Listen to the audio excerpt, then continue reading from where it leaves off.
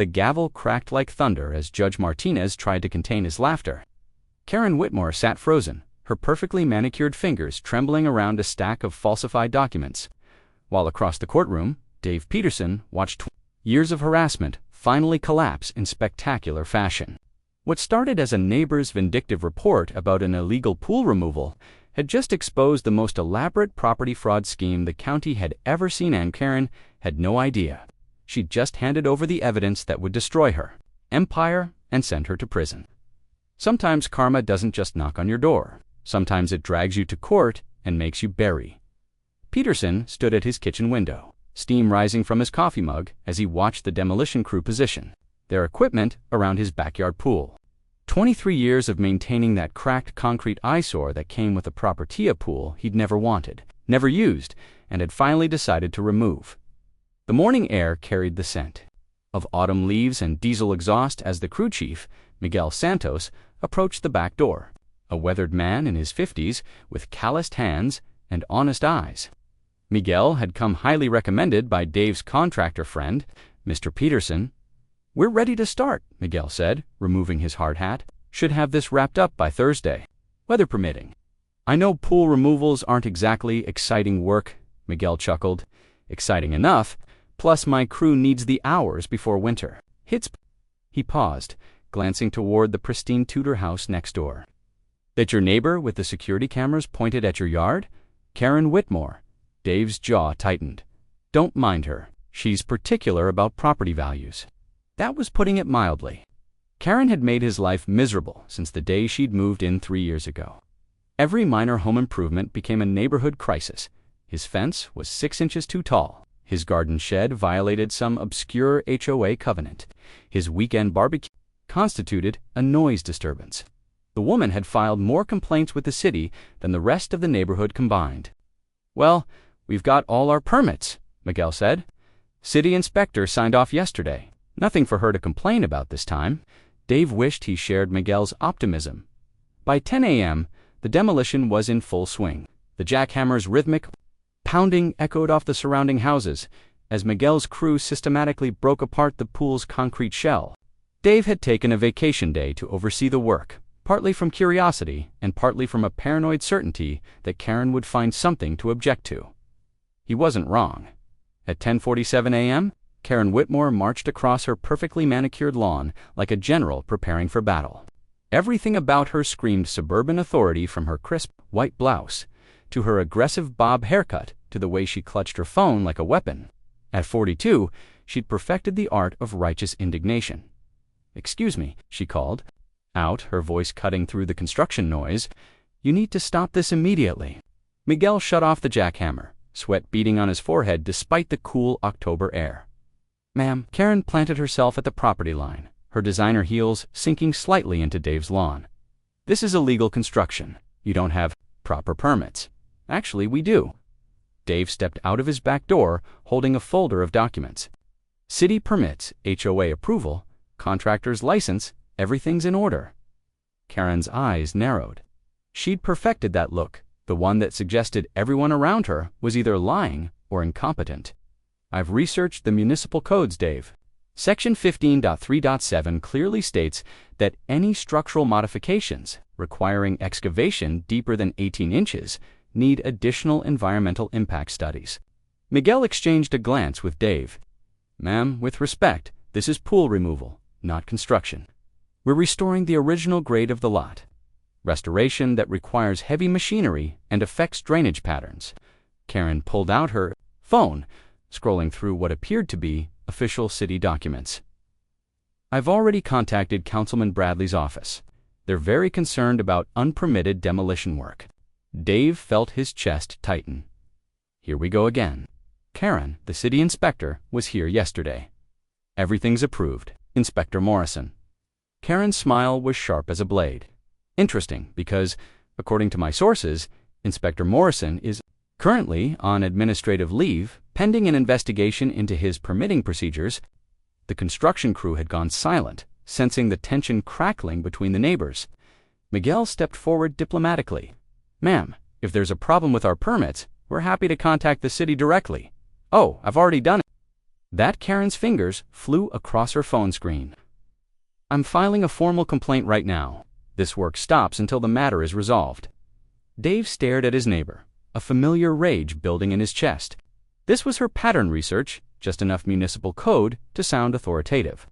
Make threatening phone calls to city officials and turn every minor issue into a legal crisis. She'd done it with his fence. She'd done it with his shed. She'd done it when he'd tried to replace his driveway. "Karen," he said, struggling to keep his voice level, "this is my property. I have every right to remove an unwanted pool, not if it violates city ordinances." She finished typing and looked up with satisfaction. "I've just submitted a formal complaint to the building department, the Environmental Services Division, and the mayor's office. You'll be hearing from them soon." Miguel's crew was already starting to pack up their equipment. The crew chief approached Dave with apologetic eyes. "Mr. Peterson, I'm sorry, but if there's a formal complaint filed, we need to halt work until it's resolved. Company policy. How long will that take? Depends on the city's backlog. Could be days, could be weeks." Dave felt something snap inside him. 23 years of being a good neighbor. 23 years of keeping his mouth shut, while Karen terrorized the entire block with her complaints and threats and manufactured crises. He'd watched her drive away to other neighbors with harassment campaigns, dispute that she'd eventually lost, but this was his breaking point. "You know what, Karen?" Dave stepped closer to the property line, his voice dropping to a dangerous whisper. "I'm done. I'm done letting you hold this entire neighborhood hostage with your petty tyranny." Karen's eyes lit up with predatory excitement. "Are you threatening me, Dave?" "I'm promising you.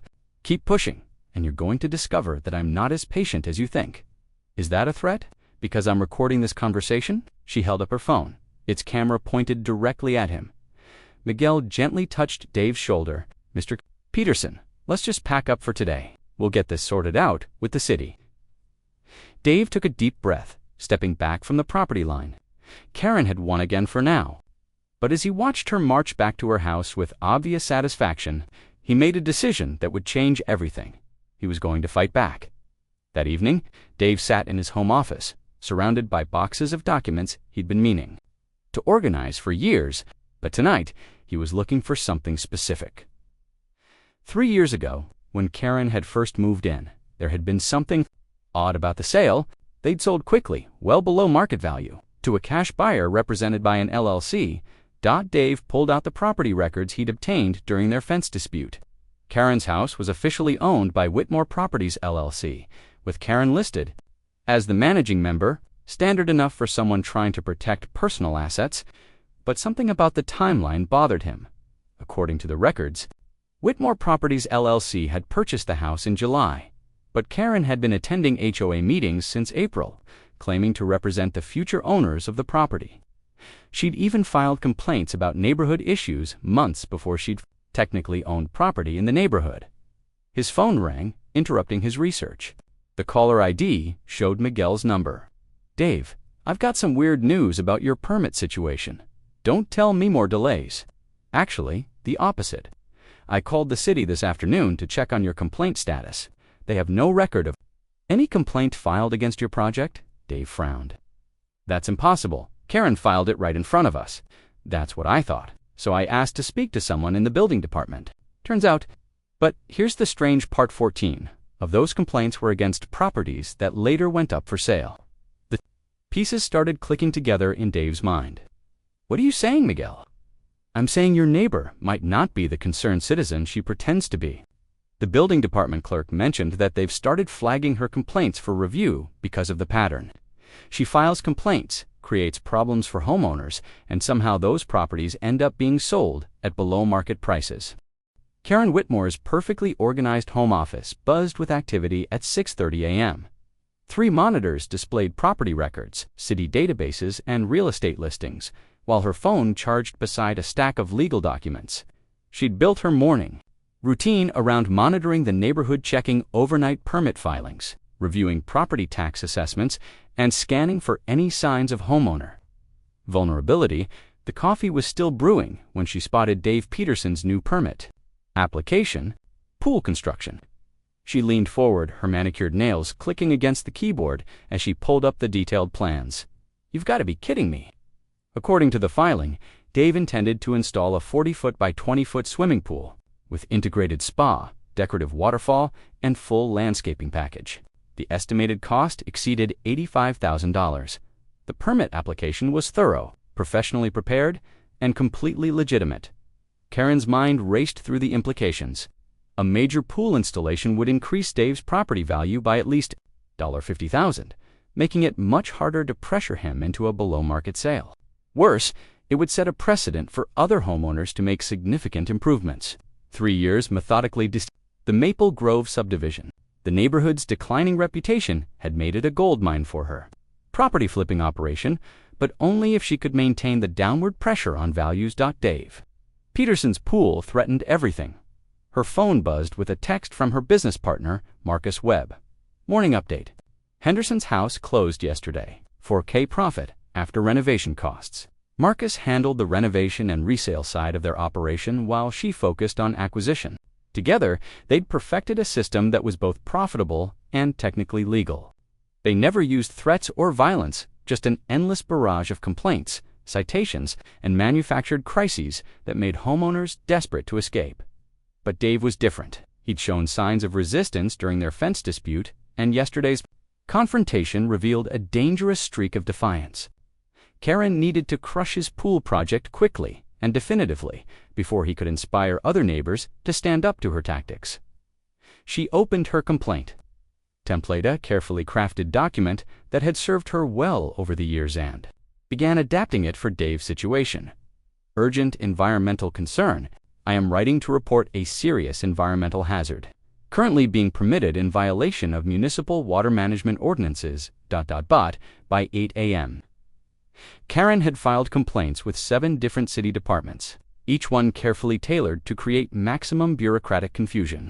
Environmental Services received a report about potential groundwater contamination. The building department got a detailed analysis of structural concerns. Parks and Recreation was warned about increased stormwater runoff affecting nearby conservation areas, but her masterpiece was the complaint to the health department about potential mosquito breeding grounds, creating public health risks for neighborhood children. Karen had learned that the key to effective harassment wasn't accuracy, it was volume and persistence. City employees were overworked and understaffed. When faced with multiple complaints about the same project, they defaulted to caution, imposing delays and requiring additional reviews that could drag on for months. She was just finishing her final complaint when her doorbell rang. Dave Peterson stood on her front porch, holding a manila envelope and wearing the kind of smile that made her immediately suspicious. "Good morning, Karen. Beautiful day, isn't it?" She kept the door partially closed, her hand resting on the security chain. "I wanted to personally deliver this." He held out the envelope. "It's an invitation to my pool construction celebration party.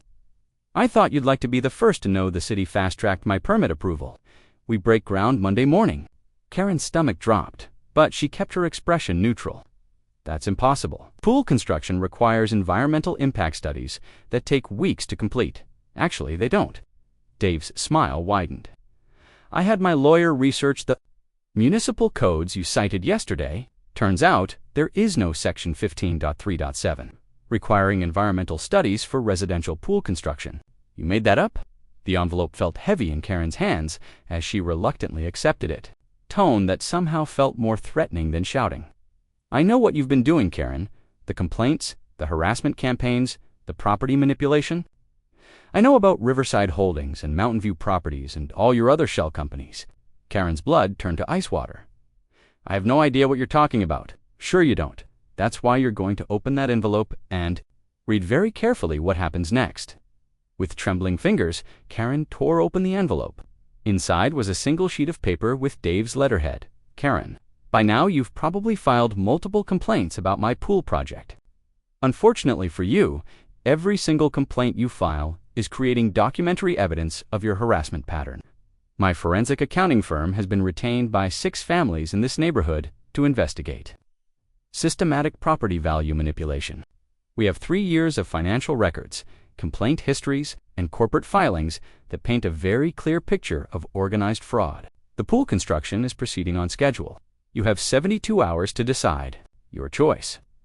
Dave Peterson. CPA Karen's hands shook as she finished reading. This is ... This is harassment. I'm calling the police. Please do ask them about wire fraud, conspiracy, and criminal interference with property rights. I'm sure they'd love to hear from you. Dave turned to leave, then paused at the edge of her porch. Oh, and Karen, the pool party is Saturday afternoon. The whole neighborhood's invited. I thought it would be nice for everyone to celebrate together, all the families you've tried to drive away, all the neighbors you've harassed, all the people whose lives you've made miserable. It'll be quite a reunion. As Dave walked back to his house, Karen slammed the door and leaned against it, her mind racing. This was impossible. Her operation was foolproof. She'd been so careful, so methodical. Every complaint was technically legitimate, every corporate structure legally sound. But Dave Peterson was a forensic accountant. If anyone could unravel her carefully constructed system, it would be someone with his expertise. She needed help. Marcus Webb answered his phone on the second ring. At 38, he was Karen's perfect partner, charming enough to handle the real estate side of their operation, ruthless enough to maximize profits, and smart enough to keep his hands clean when Karen handled the dirty work. We have a problem, Karen said, without preamble. The Peterson thing. I figured you'd handle it like the others. He knows. Marcus, about the companies, the complaints, everything. The silence on the other end of the line stretched for nearly 10 seconds. How much does he know? Enough to threaten criminal charges. Karen paced her living room, her mind working frantically. He's some kind of forensic accountant. He's been investigating us. Shit! Marcus's voice was tight with controlled panic. Karen recounted the conversation, reading Dave's letter, word for word. I don't know. Maybe he wants money. A payoff to keep quiet. Think about it, Karen. If he really had criminal evidence, why give us a warning? Why not just go to the police? Karen considered this. Marcus was right. If Dave had solid proof of criminal activity, he wouldn't need to negotiate. He'd simply turn them in and let the justice system handle it. So what are you thinking? I'm thinking Dave Peterson is bluffing. He's got suspicions, maybe some circumstantial evidence, but nothing concrete enough for criminal charges. He's trying to scare us into making a mistake. Karen felt a surge of hope. Marcus was brilliant at reading people, at finding weaknesses in seemingly impossible situations. If he thought Dave was bluffing, then maybe this crisis could still be managed. What do? We call his bluff.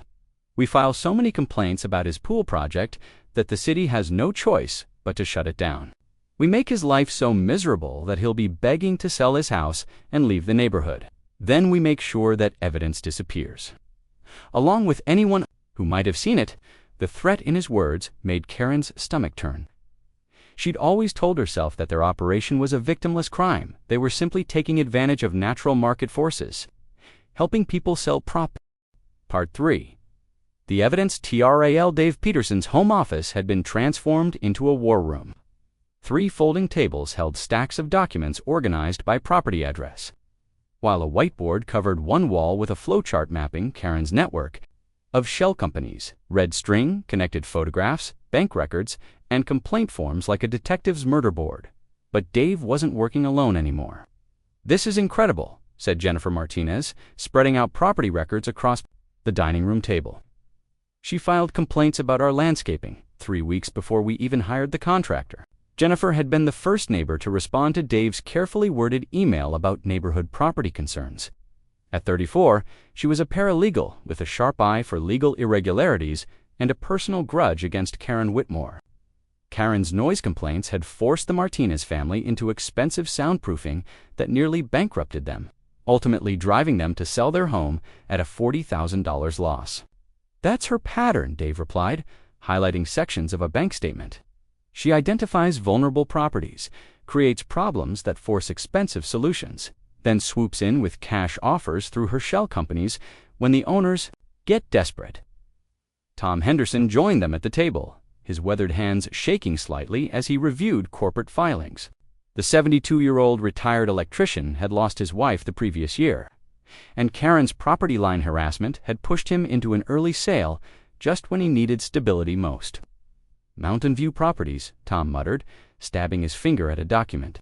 That's who bought my house. Paid $60,000 under market value. Told me it was a fair price for a distressed property. Same registered agent as Karen's company, Dave confirmed. Along with 4 other LLCs that have purchased properties in this neighborhood over the past 3 years, Sarah Chen, the youngest member of their impromptu investigation team, looked up from her laptop where she'd been cross-referencing complaint dates with real estate listings. At 28, she was a data analyst whose elderly grandmother had been Karen's most recent victim. The timing is too perfect to be coincidental, Sarah said. Every single property Karen targeted with complaints ended up for sale within 6 months, and every sale was to one of her connected companies. Dave nodded grimly. They'd spent the weekend assembling evidence that painted a clear picture of systematic fraud, but proving criminal intent in court would require more than financial records and complaint patterns. We need documentation of direct coordination between Karen and her buyers, Dave said. Bank transfers, email communications, anything that proves she's orchestrating the harassment campaigns specifically to acquire properties. Jennifer pulled out her own folder of documents. I might have something. When Mountain View Properties made their offer on our house, they knew details about our financial situation that we'd never disclosed publicly.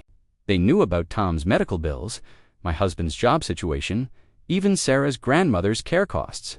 Information Karen could have obtained through her complaint investigations, Dave mused. She files complaints, forces people into expensive legal responses, then uses their financial vulnerability to acquire their properties at below-market prices. Sarah's phone buzzed with a text message. She glanced at it, then looked up with concern. It's from my friend Lisa, who works at City Hall. She says Karen has filed 14 new complaints about your pool project. Dave, apparently she's claiming environmental violations, safety hazards, and zoning irregularities. Dave smiled grimly. Perfect! Every complaint she files now is evidence of her harassment pattern. We have documentation of her previous fraudulent complaints, so these new ones will prove malicious intent. Tom looked confused. But won't that delay your pool construction, actually? No, I've retained the law firm that handles municipal permitting for the city's largest developers. They've already reviewed every complaint Karen might possibly file and confirmed that my permits are bulletproof. She's creating a paper trail of her own criminal behavior.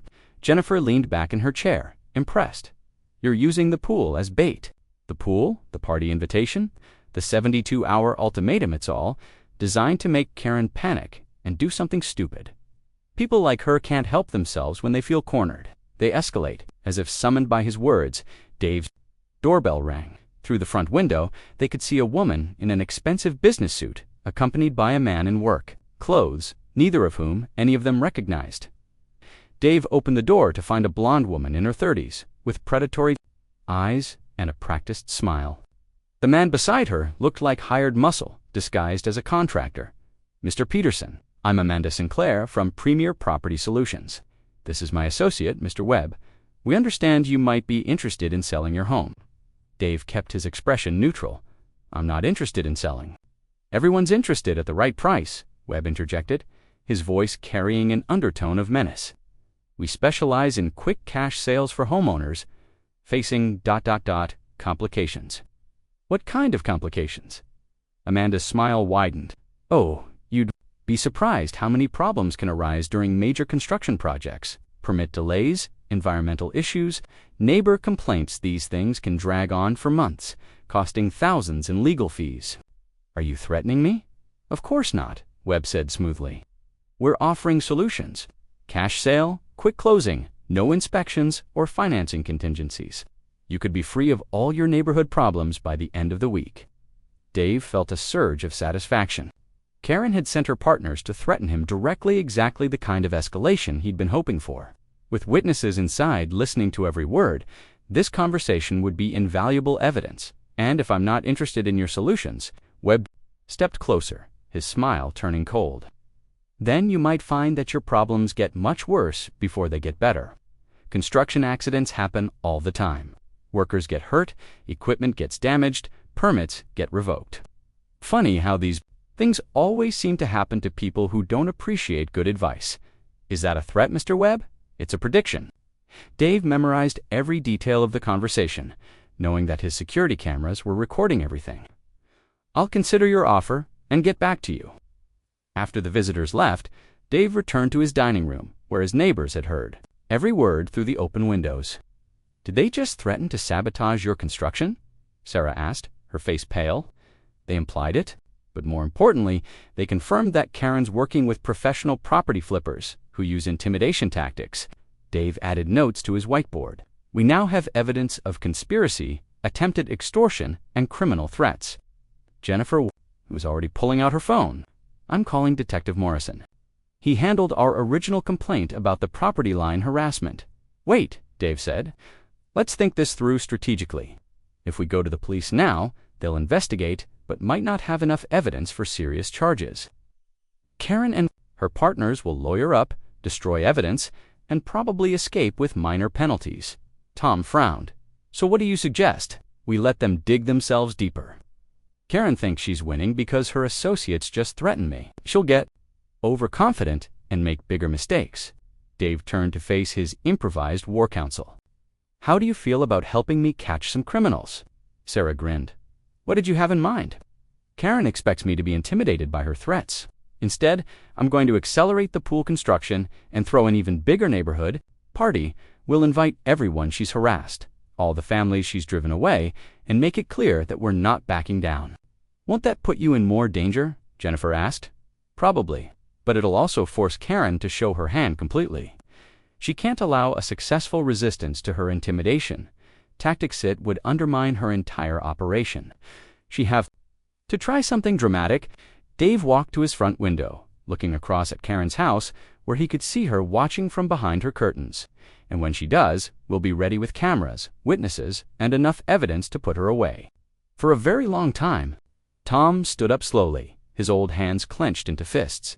"Count me in. That woman destroyed my family's peace of mind for months. She made my wife's final year in our home miserable with her constant harassment." "Same here," Jennifer added. "She cost us our dream house and nearly bankrupted us with legal fees." Sarah nodded firmly. "My grandmother still has nightmares about the city inspectors Karen sent to harass her." An 80-year-old woman, terrified in her own home.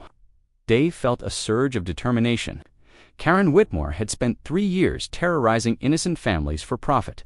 She'd driven elderly people from their homes, forced young families into financial ruin, and turned a peaceful neighborhood into a war zone.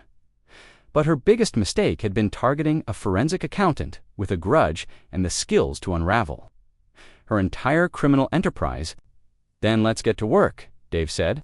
"We have a pool to build and a criminal to catch." Outside, Karen Whitmore watched from her window as Dave's house filled with neighbors she'd spent years trying to eliminate. She didn't know it yet, but her empire was about to collapse, and when it did, the whole neighborhood would be watching. The war had begun in earnest. Marcus Webb paced Karen's living room like a caged predator, his expensive suit wrinkled from a sleepless night. Through the window, they could see Dave Peterson's backyard buzzing with activity construction crews, delivery trucks, and a steady stream of neighbors who had no business being there. "This is a disaster," Marcus muttered, pulling back the curtain. "Peterson's turned this into a goddamn block party. Half the neighborhood is over there." Karen sat frozen at her kitchen table, surrounded by printouts of Dave's permit applications and her own complaint filings. Every document felt like evidence of her own stupidity. She'd been so focused on stopping his pool that she'd walked straight into whatever trap he'd set. "Amanda said he recorded everything," Karen said, her voice barely above a whisper. "The threats, the intimidation tactics, all of it. Amanda's an idiot. I told her to be subtle." Marcus kicked at Karen's designer coffee table, sending legal documents scattering across the marble floor. Instead, she practically announced that we're running a criminal conspiracy. Karen's phone buzzed with another complaint confirmation from the city. She'd filed 19 separate reports about Dave's pool project in the past 3 days, each one more desperate than the last. Environmental hazards, zoning violations, safety concerns, noise complaints. She'd thrown everything at him, and nothing had stuck. "The permits are legitimate," she admitted. "I've checked and double-checked. Everything's properly filed, inspected, and approved. Then we make them illegitimate." Marcus stopped pacing and turned to face her with cold determination. "You still have contacts in the building department, right? People who owe you favors? A. Few, but no buts.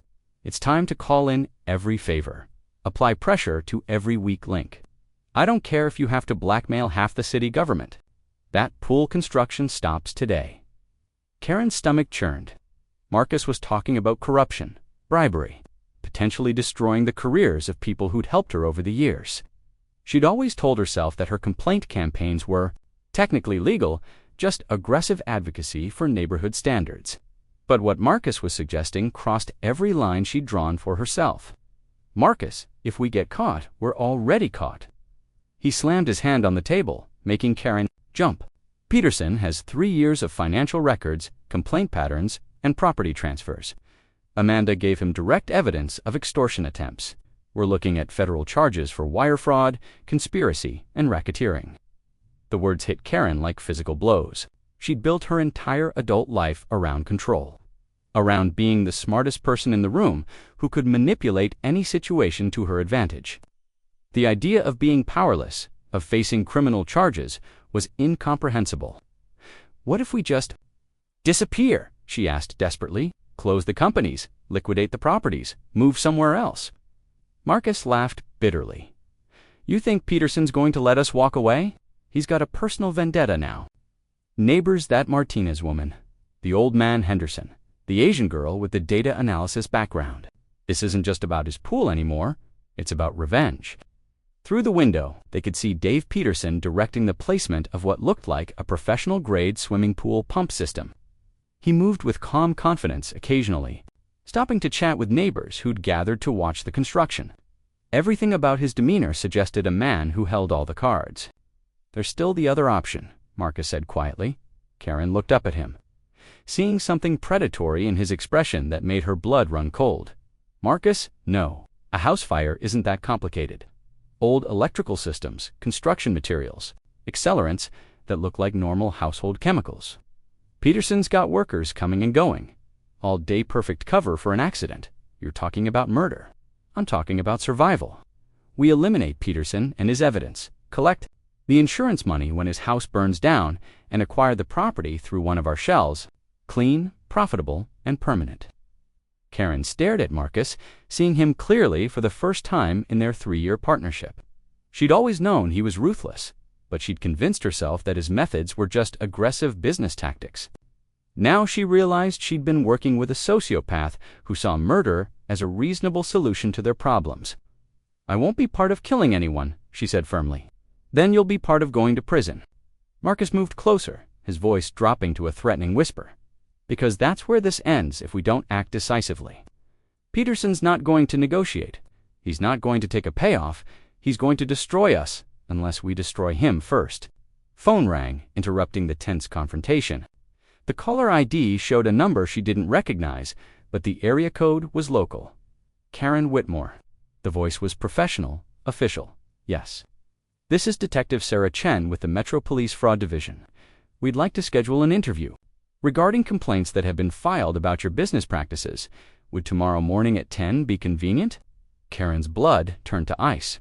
Detective Chen, the same last name as the elderly woman she'd harassed about property violations. This couldn't be a coincidence.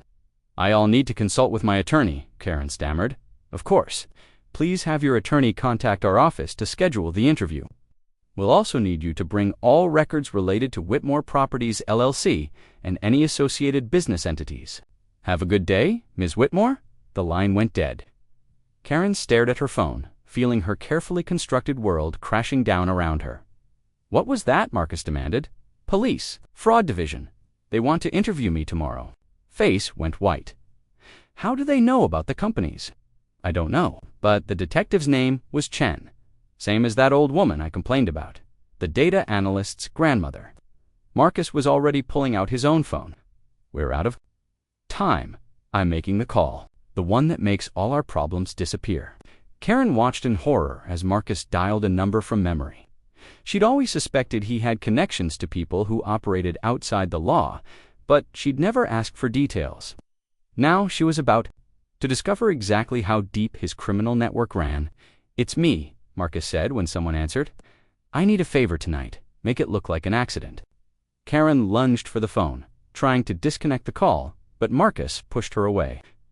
The address is 1247 Maple Grove Lane. Construction worker, probably working late. Gas leak, electrical fire, whatever works. Just make sure there's nothing left of the house or anyone inside it. Marcus, stop! Karen screamed, but he'd already hung up.